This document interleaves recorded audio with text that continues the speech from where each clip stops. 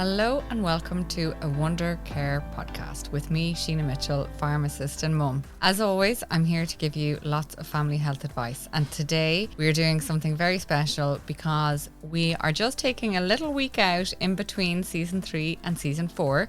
So season 4 will start next week, but this week myself and a little friend of mine decided that we'd like to raise some awareness about something that has been bothering us lately. In a very, very unusual move for me, I have invited a guest onto the podcast from my own family. As a lot of you know, I'm really, really private and I don't share my children on my social media or give away too much about their personal lives. However, my eldest daughter is 11 years old, and we felt after a recent experience of dining out with celiac disease that she is now old enough to represent herself and her feelings. So for a bit of context, I think it's important to know that there are 400,000 people in Ireland living with some form of gluten intolerance. More than 50,000 of these have confirmed celiac disease. Celiac disease is a lifelong autoimmune condition for which there is no treatment other than a strict gluten-free diet.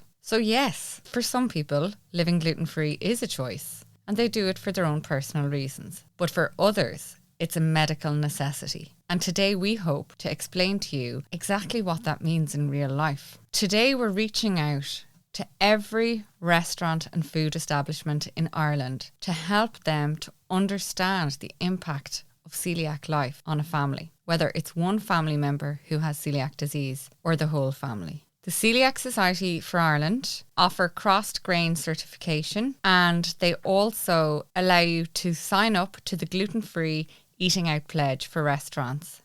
I'd really, really encourage all restaurants to visit the Coeliac Society of Ireland website and register and complete the actionable training and digital certification.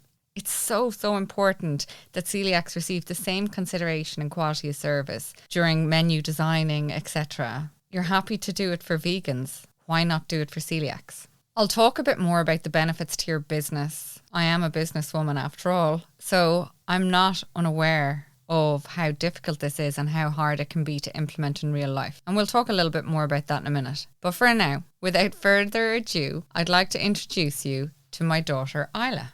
Hi, Aila. Hi. Thank you very, very much for joining me on the podcast today. Thanks for having me. You're very welcome. So just for a little bit of context for those who are listening, what age were you when you were first diagnosed with celiac disease? I was 7 years old when I was first diagnosed with celiac disease. Did anything happen to you when you ate gluten products like bread or flour, anything containing flour like normal pasta, before you were diagnosed? No, not at all. How did you end up getting diagnosed? So everyone thought that you might have celiac. We have to get everyone in the family checked to see if they had celiac disease, since it was a possibility. So we all went out to get blood tests and everyone did it. Nearly everyone did it. Don't be giving away now the family politics. A couple of weeks later we got the results back and my bloods were high. Yeah. So then I had to go get a scope, which is like rotten. Yeah. Just not nice. And so we were at the hospital and all of that. We get the results a couple of weeks later and I'm celiac. That was it. So your bloods were absolutely through the roof, and we went into the Tala system with a really, really kind doctor. They're all lovely there, aren't they? It was nothing to be scared of. And you did the scope, and your villi, so these, for the listener, just to explain, are like tiny little hairs that stand up and they're all over your stomach lining. And if you don't have those, you can't actually absorb the minerals and nutrients from your food. So when you're celiac and you've been eating gluten, all of those little villi flatten, and that's damage in your stomach. And that means that you're not absorbing your food properly. So the only way to get those villi standing up again is, Aila? To go on a gluten-free diet. Mm-hmm. And that's exactly what we did. Been doing that for 3 or 4 years now, and we've managed really well. You've been amazing, I have to say, credit where it's due. And you went to every effort to actually really understand your celiac disease properly. I think that helped. Yeah, because like I had no idea that it even existed before I was diagnosed, and that's what we want to try spread around today. Okay, so we're a normal family, and it was, what day was it? Very important day. Mother's Day. So we said, you know what? We're not going to cook. No, we're going to go out. I'll let you tell the story. So for Mother's Day, we went out to a restaurant and we sat down at our table and we looked at the menu. We asked what they could do gluten-free. They said that the chicken wings and the sausages and mash were gluten-free. I ordered the chicken wings, but they were very spicy, so I decided to order the sausages and mash instead. They were actually really nice. But then we had our dessert and, we left the restaurant and we came back home. And then about 2 hours later, me and you were shopping for clothes online and I felt a bit sick, so I went into the bathroom. Then I felt a bit worse, so I called you to come in and then I threw up. And it was for a good 1 hour 40 or so on. Yeah, and it was awful, wasn't it? Because we were vomiting a lot. Yeah. And we did have this experience a couple of times before. Yeah. Weirdly, only... But it's only recently that so yeah, so it's like my body's only got used to that, and it's like now it's all picky, like, no, I'm not having that now. Yeah, exactly. It's like we've spent, 3 or 4 years being really strict on our gluten-free and done really well. You've done brilliantly. And I think your villi have fully recovered. So now, if there is even a crumb of gluten anywhere near your stomach, you're going to hurl a lot. Yeah, but like it doesn't even happen straight away. It's not like 10 minutes later. It's like a good 2 hours, 3 hours later. Yeah. And then once it starts, it doesn't stop until every single thing is gone out of your stomach. Yeah. And sometimes it actually just keeps going because all the gluten say is gone, but it's like, oh my God, there's still this tiny crumb left. We gotta get that out. And that's really hard because you get tired and you're there like, it's I want to fall asleep. It's not a glamorous subject, but No. you're basically trying to kneel over a toilet, and just the logistics, which are really important for like restaurant and cafe owners to hear, is that I know you're 11 and you're a big girl, but you're still a child, Aila, and you're not fully grown. And in reality, this means, you need help to even hold you over the toilet because you became so weak vomiting. Yeah. You're shaking. Like, it's horrible. How does that make you feel? It makes me feel like really, really sore, and I'm really like upset. I'm not very angry. I'm kind of too tired to be angry. So it's more, I'm just like, my stomach is sore and I'm frustrated and I'm upset, but I'm tired. Yeah, it's not nice. And that is the reality. So look, in that situation, we don't know. We obviously rang the restaurant and spoke to them, and they were exceptionally sorry. Yeah. And we're not sure were the sausages even gluten-free, but there is actually a possibility, and this is important for restaurants to understand, that sausages that are cooked in oil in a fryer that has been, say, cooking chicken goujons or other non-gluten-free food, that oil is contaminated, and that is enough. Another one to watch out with that is when you're cooking the chips or whatever. So they said the chips aren't gluten-free, but then if the chips weren't gluten-free because they were cooked in the same oil, why would the sausages be gluten-free because they were cooked in the same oil? It's a good point. We missed out on that one, really, didn't we? I think we maybe hoped they were going to grill the sausages or something. Yeah. And that's actually another easy thing that restaurants could fix. Nothing makes Aila smile more than hearing that the chips are cooked in their own oil for just chips, because it means she can have them, because chips themselves are gluten-free. But if they're cooked with any other food in the same oil that has gluten in it, they're not gluten-free anymore. And you're not a great one now for the mash and veg. Like, you're great at eating vegetables at home and everything, but when you're out, you want to be a kid and you see your brother I want burgers, like. Yeah. Give me pizza. You see your brother and sister having like nuggets of chip. For dessert, they're having like these giant chocolate brownies, and I'm like, me with my fruit bowl of salad, and I'm like, okay, I would like to highlight that she has never once eaten the fruit bowl. no, there was this one time when I had, like this one time I had fruit salad. One time. And they had like the triple chocolate brownies, and I was like, I hate you. yeah, like. Yeah, no, you get a very raw deal. You do. One thing you said there just really struck me. Like, you're not angry. This is the whole point of what we're trying to say today. We're not angry, we're just frustrated and we're upset. Yeah, we're upset because we'd actually rather hear when we went in That, we can't serve you anything gluten-free, other than saying that it is gluten-free, and I'm not blaming anyone, but I'd prefer them say, I don't know if this is gluten-free, so just to be on the safe side, because I'd bring my own packed lunch so that I wouldn't have to. Yeah. And we've done that. We have choices. So as a family, we have either gone to different restaurants, and that would be our preferred choice, so that everyone can eat off the menu. If we're somewhere and we're like, we really can't guarantee a safe meal for you, we'll cook a pizza just before we go, a gluten-free pizza. And I think we should give a shout out to Goodfellas here, Aila, because you are obsessed. Their pizza's so good. They do a brilliant gluten-free pizza. And that would be something that would be really easy to stick in your freezer restaurants. We're looking for a margarita or a pepperoni. Yeah. Either one. So we'll sometimes bring that, and there are some places you go that you wouldn't even trust them to heat it up, quite frankly. So like you've eaten it cold. Right. So before we go on to talk to the restaurants a little bit more about what they need to do, I just wanted to, I suppose, highlight that this isn't fussy eating for you, and to make sure people understand that.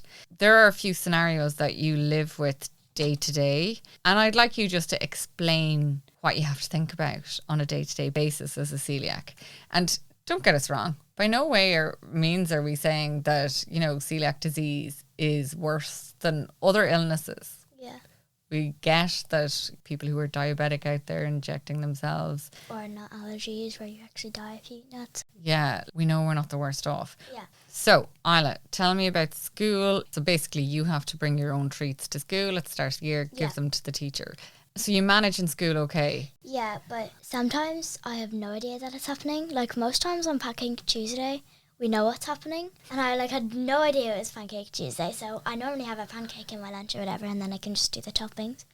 But this year, because... I'm a bad mother. No.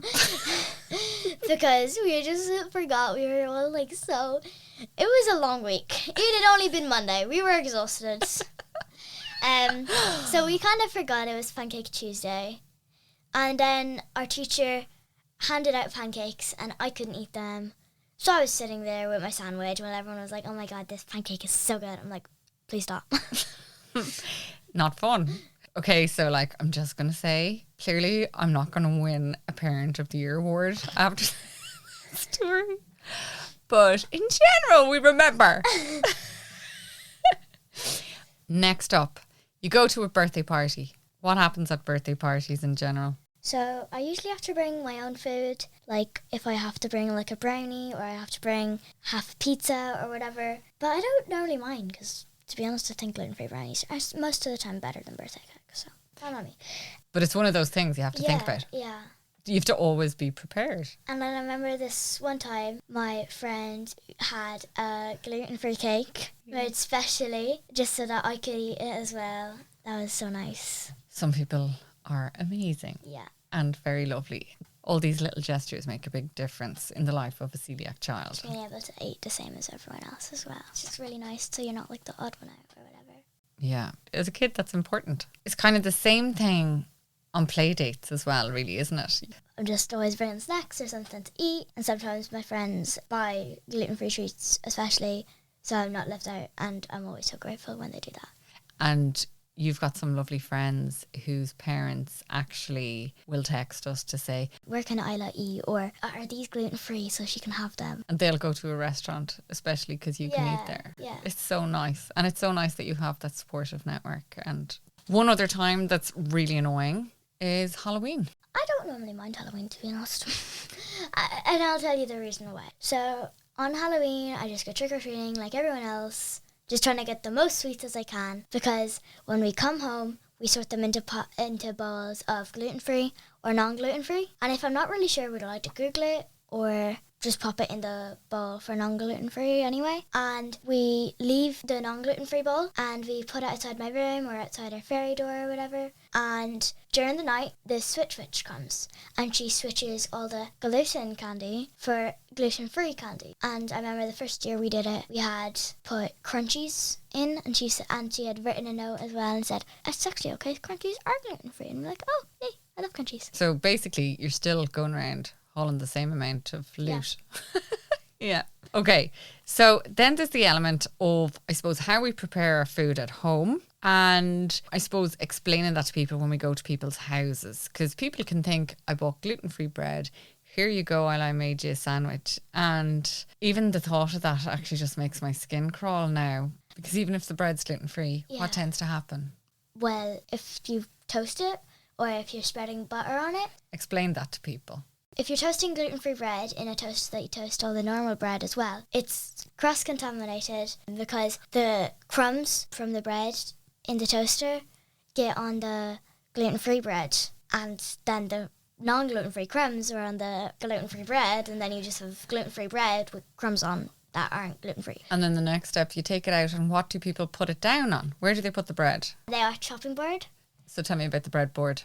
So if you have a plastic plate or a breadboard, when you actually are cutting something on it, like if your knife makes a scrape on it, all the crumbs can actually get stuck in the scrape that you made, and they get stuck there. It's the same with the breadboard and chopping boards as well. So it's like the crumbs or the tiny gluten particles. Yeah, they can get stuck, and then when, say, for example, I go to eat my gluten-free meal and I press down on the scrape, that's making all the tiny gluten molecules come onto whatever food I'm eating. Yeah, and just to be really clear with people, this is not a hygiene issue. You can scrub those chopping boards, bread boards, plastic plates as much as you like. It will not remove the gluten from those little tiny porous crevices. We use glass plates or Delft plates, and for chopping boards, whenever we have our own special gluten-free chopping board that's only used for gluten-free, like for fruit or for gluten-free bread or for gluten-free cake.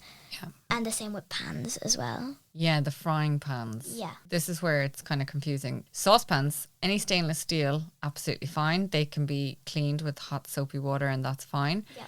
But for a non-stick frying pan, as Aila said there, it's the same thing. Yeah. So you need to have your own frying pan. It's not too much to ask for. For the butter as well. The butter is a big one, you're right. Go on. Yeah. This is for any thing you spread with a knife after dipping in a jar or tub or whatever. If you've got non-gluten-free bread and you're just spreading and you put your knife in the butter and you spread it, then you go back in because you need a bit more butter. Then the crumbs come off the knife and into the butter. So then when I go to take a scoop of butter with a knife, spread it on mine, the crumbs are going from the butter onto my bread. And then we've basically got bread with gluten crumbs on it again. Mm-hmm. What do we do about that in our house? So I have my own butter and it's funny when people come to the house, we're like, don't use that butter. Yeah, if anyone's ever staying at our house or something, they're and they're just spreading their toast. I'm like, wait, which butter? Then they're like, the golden black one. I'm like, well, everyone who eats gluten bread got 2 pots of butter now. And you're like, no, I've got none. And actually, to be fair to your younger brother and sister, they're so good with cross-contamination. We had the fruit bowl today and... Oh, sorry, Aila's saying I cut up a load of fruit and put it on the table. Yeah, and my brother was like, yay, and he went out to take food, and my sister was like, oh, wait, maybe I'll take it first since you've been touching your sandwich. And then you were like, great job. Yeah, it's because they care so much. And they've seen you being sick. And now, sorry, I'm not they're not in with the popcorn watching you. But well, they know what I'm doing. Yeah. And it's happened at times, say, where daddy isn't here and we're on our own. And they're like, Mommy, you said you put us to bed 2 hours ago. And I'm like, no. They're allowed to do that perfectly. That's what they normally do, and that's fine. But your sister's kind of... We're busy. And no, you're not getting a story because we'll probably be here for another hour. But anyway, I think that was just important to explain to people what we do subconsciously on a day-to-day basis to manage your celiac disease. And thank you, Aila, for explaining that for people, because I think it's important that people realise how much you have to self-manage. Yeah. If you're eating out, you just have to really keep like double checking, and they're like, yeah, we can do that. And I'm like, are you sure? Are you sure? I know, and you feel like, You as feel you like say, you such feel a like Karen. Yeah. Like we have to be that horrible person and like and it's so like cringe. you feel like you're the most difficult person in the restaurant because you're like that one person who's like, it feels like you're so fussy, but you're like, I can't do anything about this. And then you're like, and he's real celiac, so no cooking it in cinnamon, no cross contamination, no anything. I know, we've been somewhere before and you say like, is the ice cream gluten free? And they'll check. So there's an education piece here, because even plain vanilla ice cream, you think, why on earth would there be gluten in that? But sometimes it's produced in factories that contain gluten. So if it doesn't say gluten free on it, and also the flake. Yeah. So they came out, one restaurant came out with a wafer, completely gluten, and put it in your ice cream. And they went to just take the wafer out. And then you have to be like, no. Gotta literally get her a clean bowl, clean scoop, clean ice cream, and just dump that one. This is the level that we live at on a day-to-day basis. And you can hear from Aila, that, like, who is 11. Like, you're still a child. I know you're so mature, but you are ultimately still a child. Yeah. You get it. Yeah. So, like, why can't restaurants educate their staff? You know, as a business owner myself with the community pharmacy in Dublin, I know that it can be hard to cater for everyone, but the benefits to your business are so, so huge. So by providing gluten-free food properly, it's going to give you a commercial advantage. Celiacs all have a family and they have loads of friends. And anytime they go out as part of a group in with their family or friends, any birthday parties, any big dinners, and I'm not just talking about kids, I'm talking about hen parties, I'm talking about 50th birthday parties, every single family or friendship group occasion that involves one of the 50 plus thousand celiacs in Ireland, the celiac is the decision maker. That is the ultimate thing. No matter who wants to go to what restaurant, unless the celiac can eat there, I'm telling you now, they're not going to go, because the celiac is the one who calls the shots. And then like if I've eaten something and it was like gluten, if I've eaten a meal or something, you kind of, well, you're not going to eat that again for a good bit. So for now, I'm going to stick to the restaurants that I haven't vomited after. Just for now. Which is fair. It is the celiac in a group who is the decision maker. They need to be catered for, and the whole group will make their decision on where to eat based around that. It's really important to build customer trust. And if an establishment has completed the training and has the accreditation from the Coeliac Society of Ireland, then there will be more trust.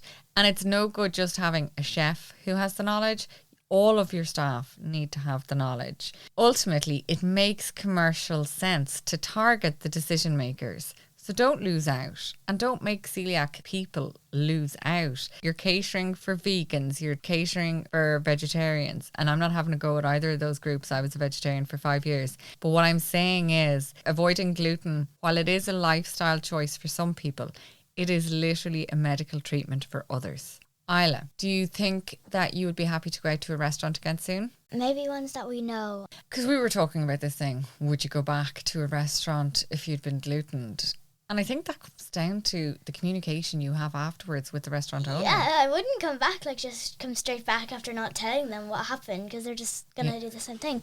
So I'd obviously call the manager, be a Karen, and then if they like change the menu and they give their staff a bit more training on that area, I would go back, because give everyone a second chance, you know. And a key thing here, what we want to hear from restaurants is that where possible, if they want to say that they're producing gluten-free food, they need to be able to dedicate a section of their food line only for gluten-free preparation.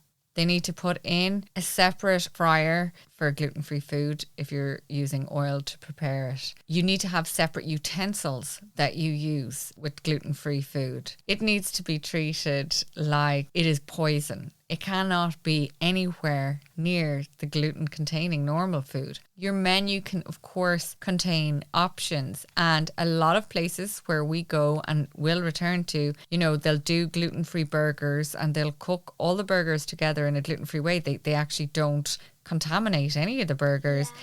And there's no point in cooking things twice. So just make it a rule that your burgers are all gluten-free. And then all you have to do is serve the normal burgers with a regular burger bun and have gluten-free burger buns in your freezer. At some restaurants we go to, they just have gluten-free bread. And that's fine too, because I'm not too fussy about the bread that goes on top. We're not divas. Yeah. That's one thing you can do. Having a bag of gluten-free pasta isn't difficult either. And just remember, you can use the same stainless steel pots once you give them a good scrub. It's only frying pans that need to have zero cross-contamination and be dedicated to gluten-free food. Many celiac kids will be quite happy just to have a tiny little bit of oil or butter. But again, butter, watch the contamination. And maybe a bit of cheese on their pasta. There you go. All of a sudden, you've got 2 kids' meals.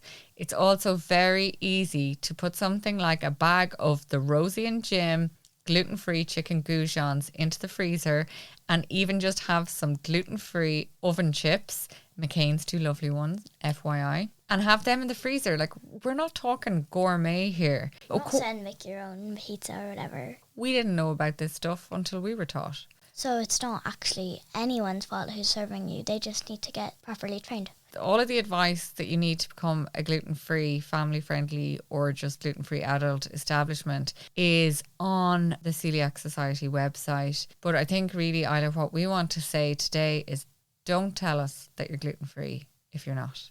And if you're not sure, then you're not gluten-free. Then, as I said before, I'd much rather me have nothing to eat than spend 2 hours throwing up. It's not just the 2 hours that you end up vomiting. Yeah. So what happens when you eat gluten to those little villi that we talked about earlier? So after being all spread out, they go back in and they get damaged again, don't they? They get damaged again. Anytime that you're exposed to any level of gluten, then the villi can flatten and become less able to absorb minerals and nutrients. So Aila here is obviously taking vitamins and particularly vitamin D. Osteoporosis can be a big problem in celiac. You're not having a negative impact on one person for a few hours. I think it's something like 1 crumb can do enough damage to prevent the correct absorption of nutrients from food for 6 months for a celiac. Just have a think about that. It's not funny.